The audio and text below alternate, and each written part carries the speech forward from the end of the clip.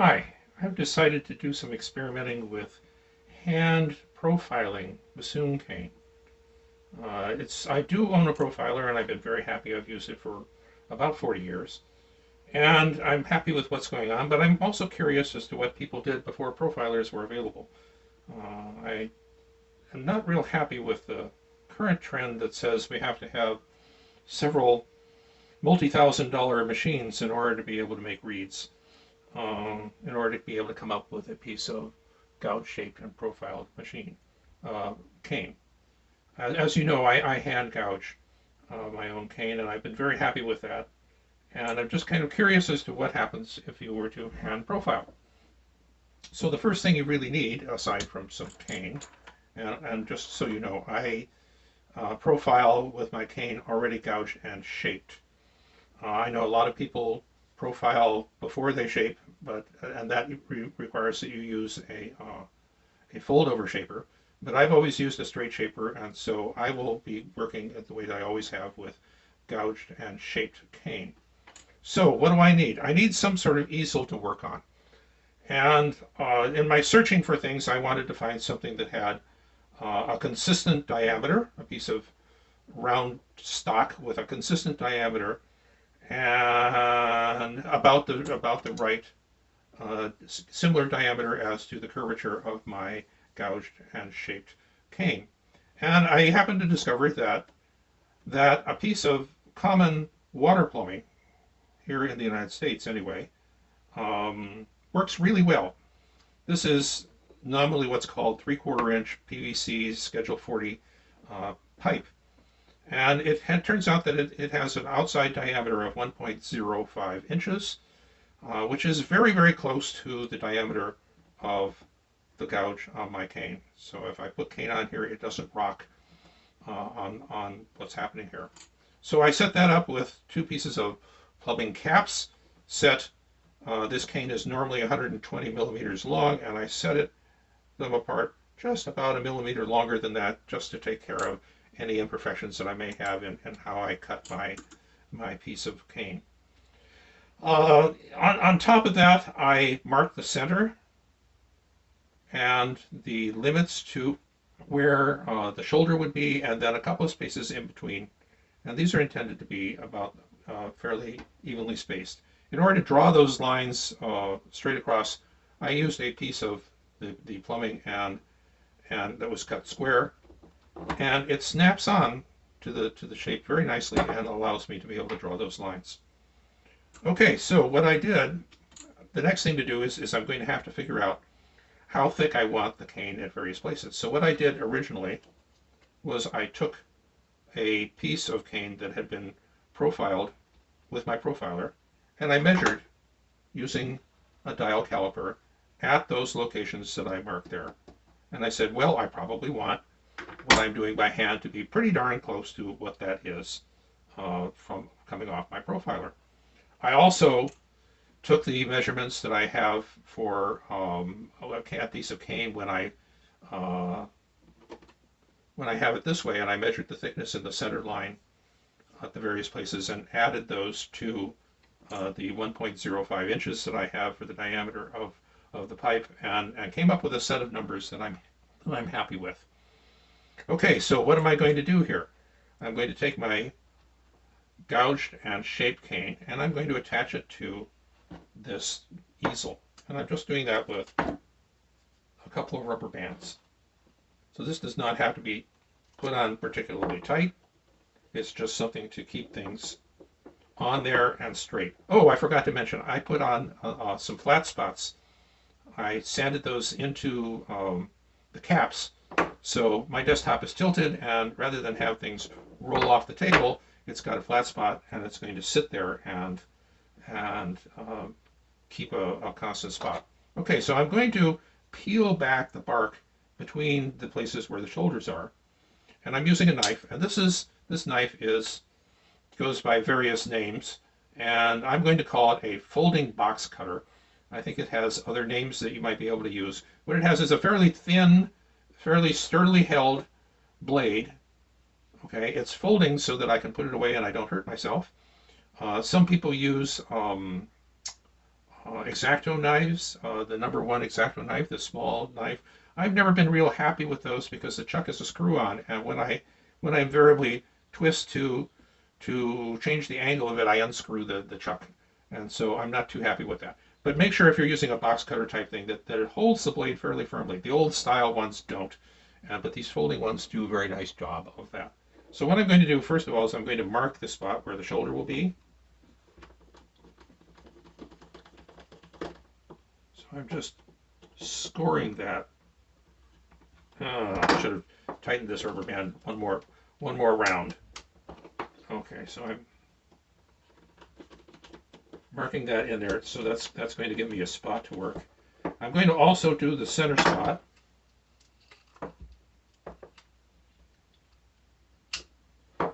I'm also going to do the center spot so that when I peel these things, when I peel the bark away, it stops. It doesn't slide all the way down the length of the cane. So this is just there to stop the peeling, and the other side as well. Okay, so I've got some marks to work with, and I'm going to start peeling the bark. Okay, back I am here right now. It's always a question as to whether or not whether to profile dry or wet. I've tried each way, and I've found that I get better results when I'm profiling wet. This is quite contrary to what I usually do when I use a profiler. My Popkin profiler is I profile dry there. But in this case, when I'm peeling back the bark, I get better results with wet. So the purpose of what I'm trying to do here is I'm not trying to get the final shape of the final profile. I just want to get it close enough so that when I form the reed, it forms properly, and I am in a good place so that when I do my final scraping, things are good. So here I go. I'm starting. There are kind of two ways to do this.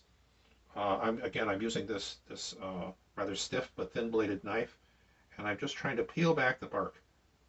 Okay, and so I'm trying to control this so that I get a nice slice of the bark out here, and try to get nice long strips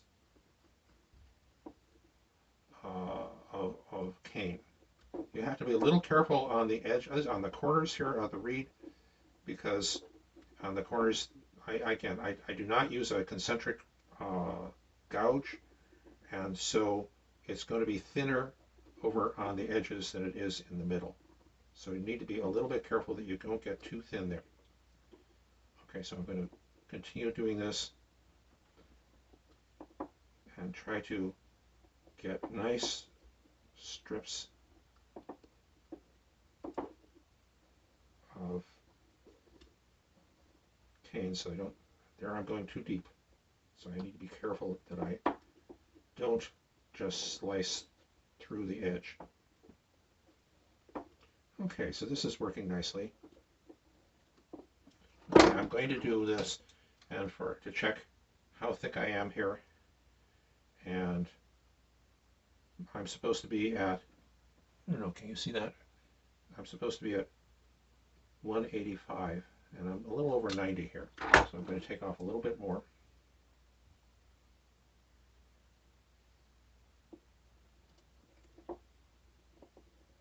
And I'm just trying to get this at a pretty constant thickness all the way down to the center. And to look at it and see that I'm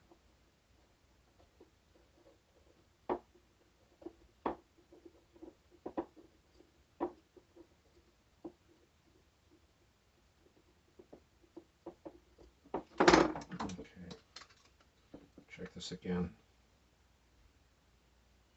And I'm about 87, so I'm going to stop there. Okay, so the other way to do this, there it is, that I've seen people do rather than just work with a single knife like that, is to support the easel, and here I'm using my gouging bed as a support for it. And in this case, I can use two hands on my blade, control it, and push that way. And I'm not as successful doing this, but I have seen people do that, And so I'm not going to do it because I'm going to create a mess. So again, I'm working on this side. This is working nicely for me. And I can just nicely slice into this.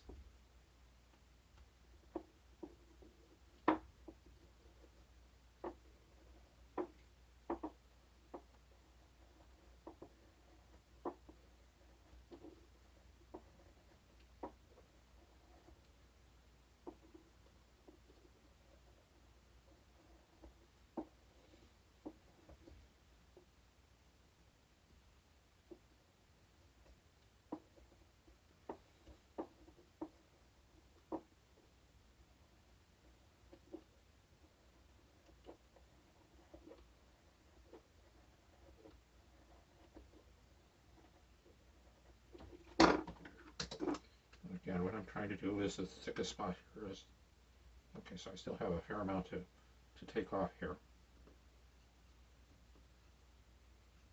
Peak is still pretty thick.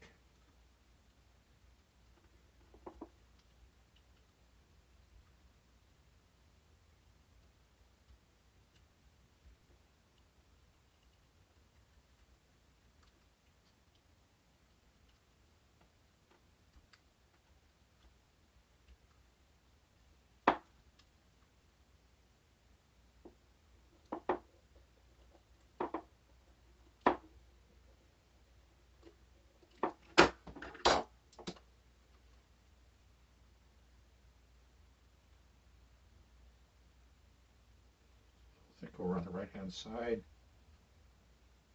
but not going everywhere else.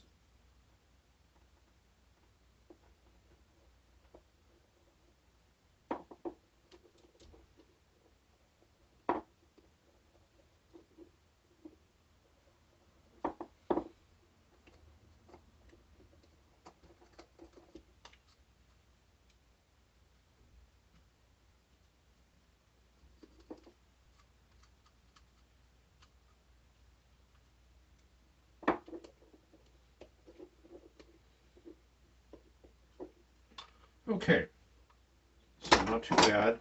85 was there. Should be about 80.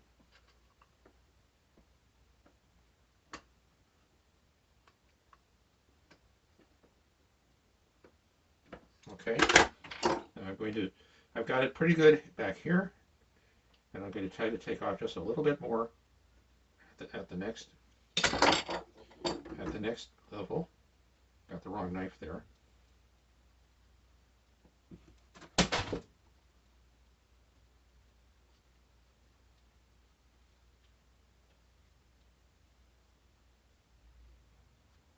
Taking off very thin layers here.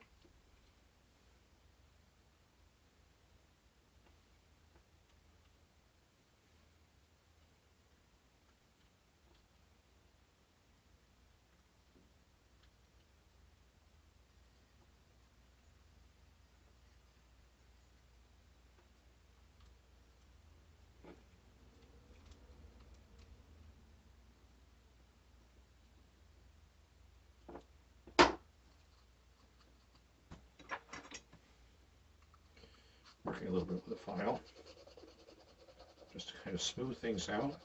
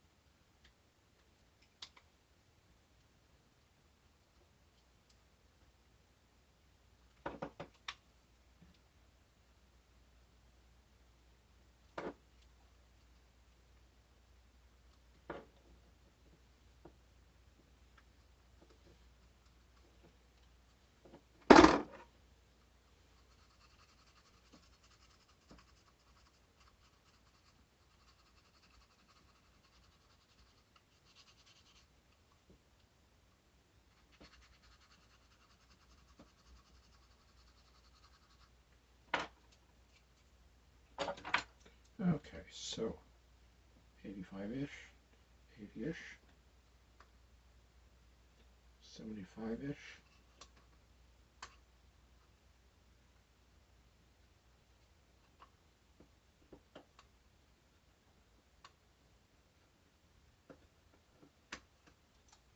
Okay, so I'm just going to take this and do a little more filing on the edges. Do a little more in the center.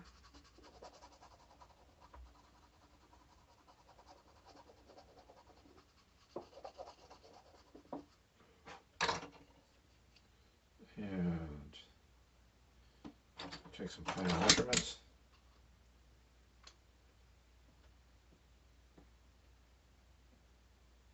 It's a little thick here in the center.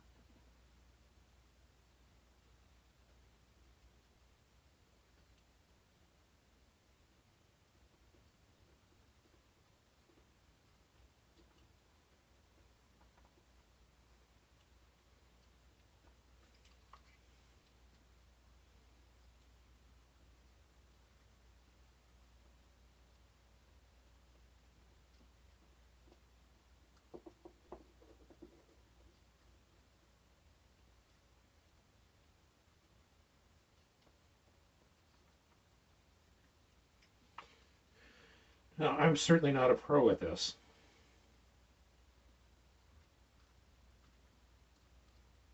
but I can see that I've done about 7 or 8 of these now.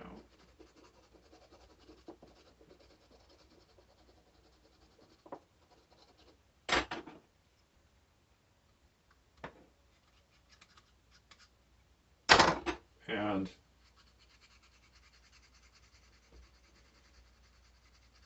created some fairly nice ones and destroyed several.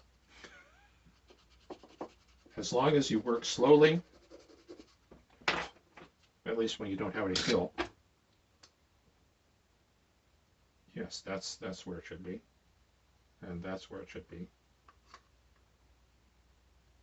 78-ish. Yep. Okay. So you get something that looks like that. And I don't know if we'll be able to.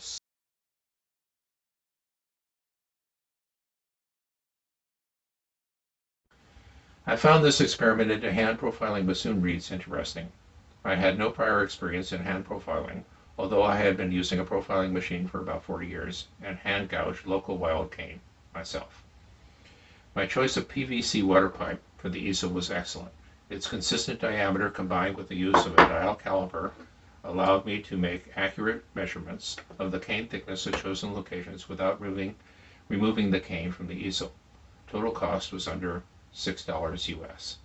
Peeling layers of cane requires practice. I initially tried it on 3 separate pieces of dry cane I profiled dry on my profiling machine and got very poor results. The profile was lumpy, many hills and valleys. I then tried soaked cane and achieved much better results. I was a bit slow in learning to control the angle of the knife and destroyed a couple of samples due to overly deep slices. However, I did achieve reasonable skill fairly quickly and managed controlled even slices of appropriate depth. Here is a backlighted sample showing what I considered a completed hand profile. Without making any further measurements or adjustments, I assembled the hand profile cane into reed blanks. At this point, I noted that I had not thinned the reed tip area sufficiently and had more difficulty folding the cane in half than with cane off my profiling machine. I believe that deficiency could easily be corrected. After cutting off the reed blank tip to a typical length, I then measured the thickness profile of the blank. 27 thickness measurements were made on each reed blank, 7 on the center line, spaced longitudinally an 1/8 inch apart, 14 measurements adjacent to those center line measurements halfway to each edge, and 6 more at the edges near the tip. For comparison, I provided the thickness profile of my profile machine and the profile that I hand scraped to before final reed adjustments. While not as consistent as the machine profile, the hand profile is, in my opinion, a reasonable starting point for that hand scraping. It is basically of the correct shape, although too thick near the tip. It should be noted that I always profile somewhat thicker than my typical profile after scraping. My reeds form more consistently that way. I have other videos on forming reeds and scraping.